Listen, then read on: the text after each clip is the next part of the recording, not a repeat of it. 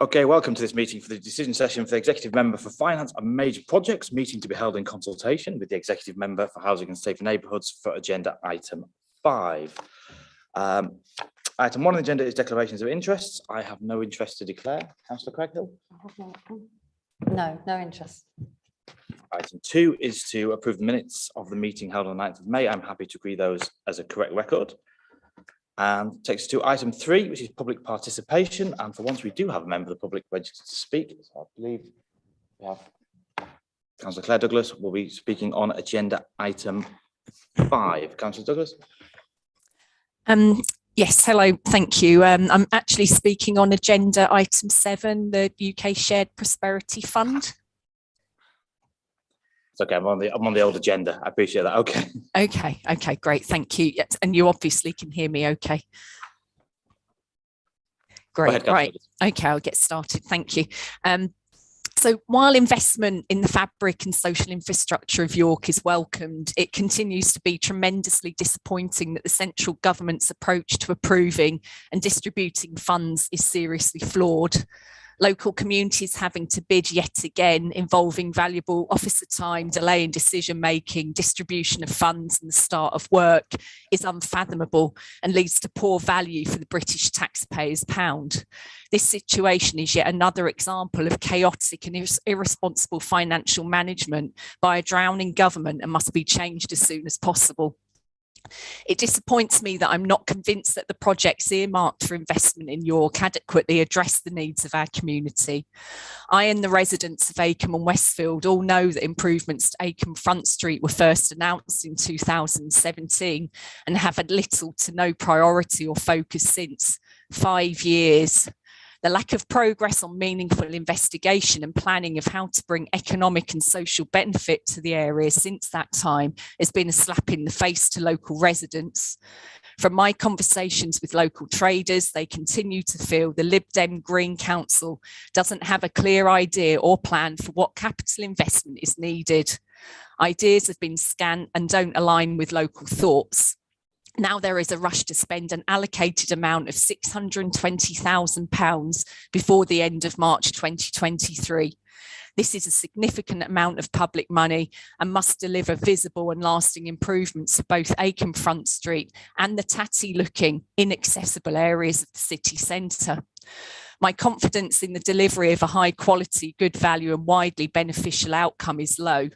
Not only does this concern me for the significant shared prosperity fund allocations, but also for our city as we move into a period of potential game-changing opportunity with devolution and a combined authority for York and North Yorkshire being considered by the public.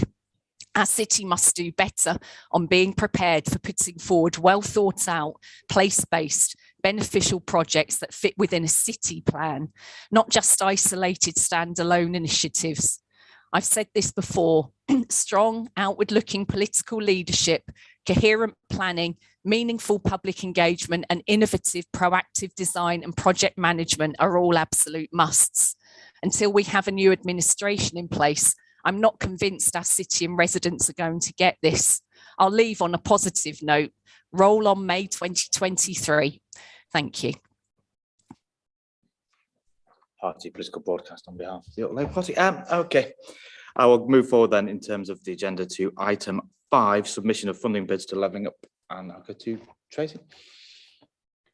Yeah, so this is a fairly straightforward report outlining the progress since the executive decision in June 2022 to submit 2 bids to the second round of the Levelling Up Fund. So this report simply records the subsequent decisions which were delegated to the Corporate Director of Place in consultation with the Executive Member for Finance and Major Projects to submit the 2 bids, and it also sets out the final composition of those bids. And I'm just going to ask Ben Murphy to outline very briefly the content of those 2 bids. Thank you, Tracy. So yes, as noted, there are 2 bids submitted in August. So the first is a regeneration bid, comprised of 3 separate but related projects. The Castle and Eye of York, which is the major public realm scheme for planning permission at the minute. The Riverside Quarter or Coney Street Riverside scheme, which is out for public consultation at the moment for major development and public realm walkway provision as part of that redevelopment on Coney Street. And then Parliament Street, a bid to renew and improve the public realm, that the space in Parliament Street and St Sampson Square, to make that work better for residents, etc. The second bid that was submitted was for Haxby Station. So this was under the transport agenda of the Levelling Up Fund. And here it was to further improve the sustainable access to the proposed Haxby Station and to improve the sustainability performance of the station itself. So overall, just really quickly, the bids had really strong business cases, looking to deliver over £3.20 per pound of investment for the regeneration bid and over £1.80 for the transport bid. Lots of benefits flowing out around events, economic productivity, land value uplift, and also accessible public realm and crime, antisocial behaviour benefits. And I think just to add that all of those, the elements of those schemes are the subject of long-term public engagement and visioning exercises through My City Centre, through My Castle Gateway, and through work that's been ongoing in ACOM to look at the improvement and active travel elements of an improved rail infrastructure in one of our largest suburbs. I think that the timescales for bidding and spending are extremely difficult to meet, and I think that our ability to respond with some strategic schemes says a lot about our overall vision for the city and the way in which we prepared a pipeline of projects for these short-term funding decisions to benefit from. Thank you, Tracy. My thanks to officers for the work you've put in. A lot of these meetings that I have tend to be retrospective meetings in terms of things we're doing. I think the public speaker said chaotic, irresponsible in terms of the government, and it has felt a little bit like that one. And I think from the moment we submitted this bid to the moment we're at today, I think we're probably 4 chancellors through in terms of ones that we're doing that. So it has been a really difficult landscape to work through. I think absolutely support the work we've done. 2 fantastic bids. They were fantastic bids. If there is a Department of Levelling Up going forward into the future, then I think these will be some of the strongest possible bids that we do. So happy to note those and really wish that we have success with those in particular. Okay, so I'll move on to item 6. We'll get that one through, which is the application for community right to bid under localism. Thank you, Nigel. This report presents an application from Naburn Parish Council to renew the listing of the Blacksmith's Arms at Naburn as an asset of community value. The property was originally listed as an asset of community value back in September 2016. The nomination is by a legitimate body, being Naburn Parish Council. The pub is open for trading and considered central to community life in the village, being the only pub there. The owner, Marston's PLC, and the occupier have been noted of the intention to list, and no objections have been received to the application. There are no further updates to the contents of the report, and therefore the recommendation is to renew the listing of the Blacksmith's Arms at Naburn as an asset of community value.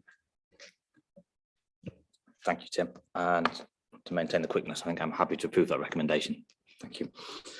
That takes us to item 7, which is the York Shared Prosperity Fund. And I'll hand over to Simon. Thank you very much, Councillor Ayer. So this is in part another retrospective decision around the submission of York's investment plan for UK Shared Prosperity Fund, together with some decisions which will enable us, hopefully once that investment plan is approved by government later this year, to move swiftly to putting those projects in place.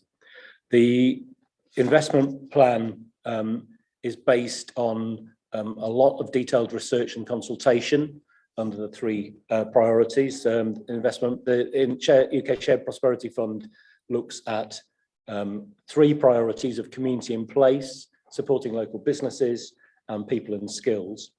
The communities in place priorities based on a lot of work that's been done over the last years around My City Centre, and all of the engagement we've done around that.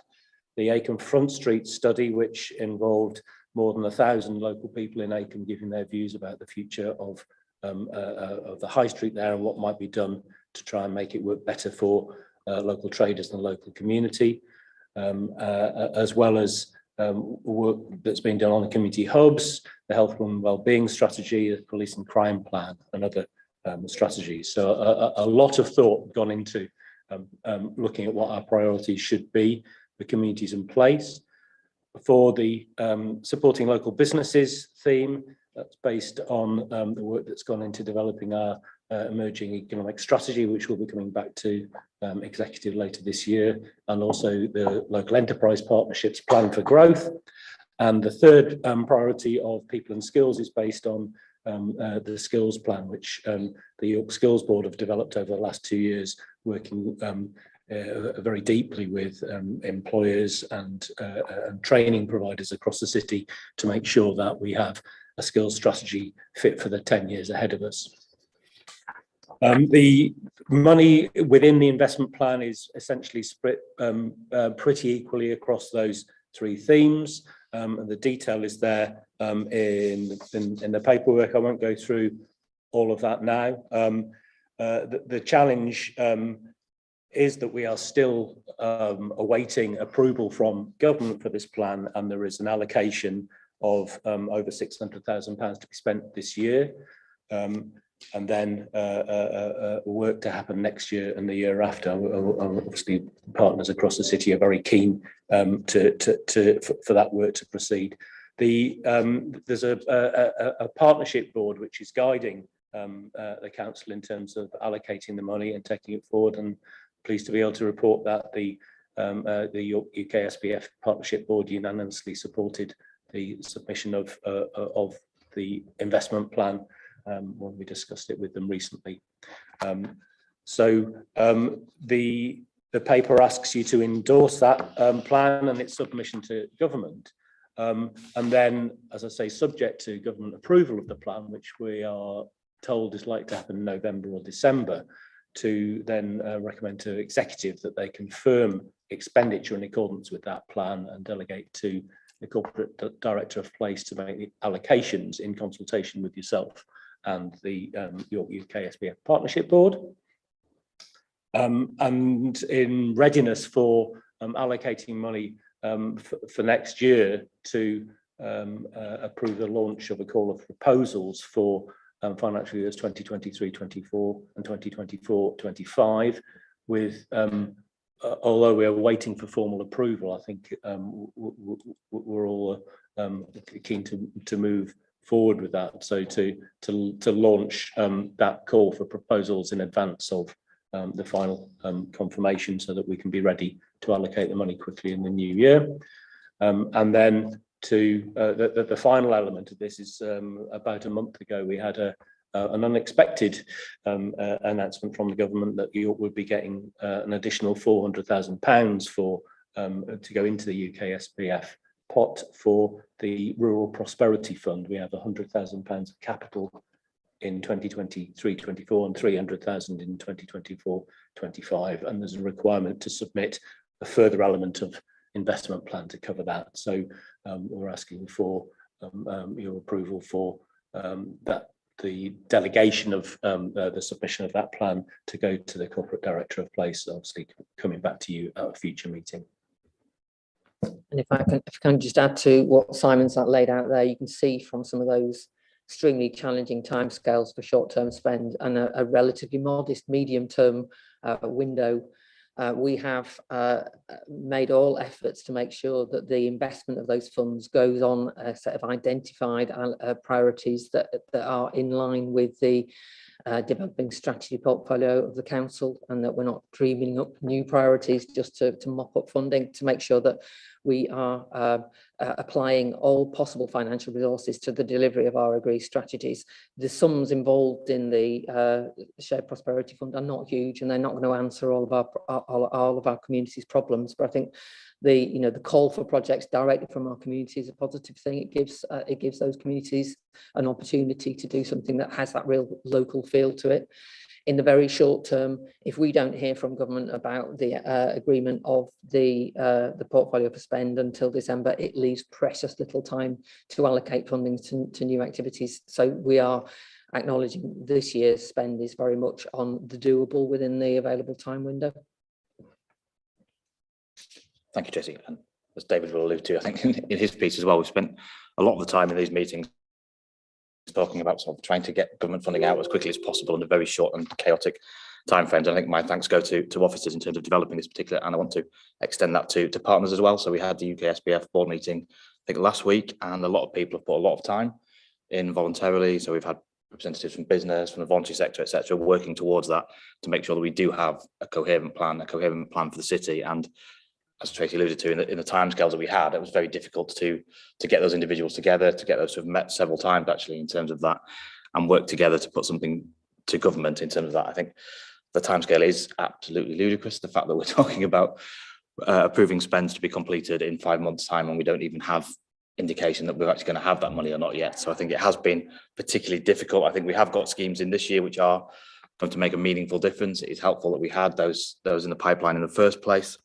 I think that, as you alluded to, the call for proposals will be really positive. I think the community and business and the voluntary sector have responded really well to the challenges we've faced, and I think there are exciting opportunities in terms of what could possibly come out of that. And I think it's disappointing in year that we have to do that sort of chaotic and rushed period to get through to April, but I think going forward into 23, 24, 24, 25, there are really real opportunities to get some new and inventive schemes going forward for the city that will really deliver not necessarily the benefits of Brexit. I'm not going to go into that one, but at least it is a possible opportunity in terms of that. So I'm more than happy to approve the recommendations on that one. Okay, so that brings us back to, I believe, I think that's all of yours, isn't it, Tracy? So if you want to period, and we'll go on to item 4, which is the annual report on financial inclusion and welfare benefits activities. Polly. This is the annual outturn report for the last financial year. Apologies. This is the annual outturn report for the last financial year to the end of March 2022. The report does actually take you up to the end of July on most sections. It's in 3 parts. It talks about the financial support available to residents dealing with the challenges of COVID-19 during 21-22 and the cost of living impacts moving into this financial year. It gives you an update on benefit statistics and performance, particularly in relation to our emergency scheme, which is the York Financial Assistance Scheme, and then other financial inclusion activity taking place, including the delivery of the financial inclusion grant schemes. You will see that the community section of the report is growing as more work is done now directly with residents in their localities.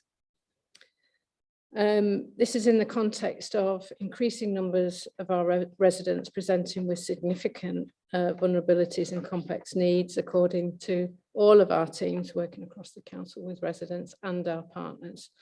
And within the context of current universal credit claimants numbers of close to 11,500, which is higher than this in this report, almost 48% of whom are in work, compared to a total number of universal credit claimants in March 2020, which was 6,500, so almost double those figures still post the original COVID pandemic.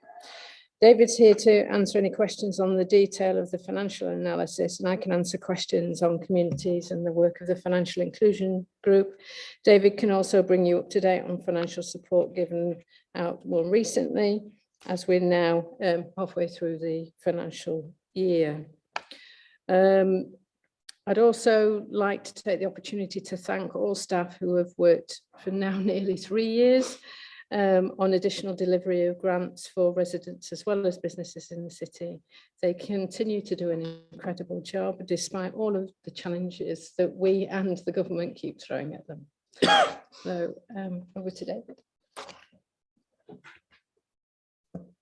Okay, thank you. I'll just update on the figures. As Pauline says, we've put the figures into July, just in terms of what's happened since then. I think just starting really with the food and fuel vouchers, the current number issued at this point in time is 1,051 food and 1,367 fuel vouchers with a value of around £126,000. Certainly in the most recent months, the demand's increasing. and we've capped the spend, monthly spend on each of the schemes at 20,000, and we're nearly hitting those caps, such as demand across the city. In terms of the social fund, the YFAS fund, again, in that paper, you'll see that last year there was some protection from that scheme arising from the household support funds. However, the demand this year is so high that we're seeing a large demand on the YFAS scheme. We're currently over 54% of the fund spent. The outturn projection is about an overspend of around 36% or £90,000 at this point in time. So the other area that's seen immense pressure is the discretionary housing payments. Again, this year more than ever, we're getting more customers coming through. We're already again spent around 54% of the DHP spend for the year. And we expect that we will go over the allocated government funding for that. We can spend beyond that. We do have some funding that the council holds for discretionary housing payments. I think what's difficult to articulate in the report is, as Pauline said, both in the community and across our services, the number of customers who are coming, and we are providing support to some, but what we're providing is nowhere near adequate for the financial demands on both fuel and rent, because they're two of the key areas where obviously we're seeing the increases. And, you know, some customers we are having to turn down, which we always have done.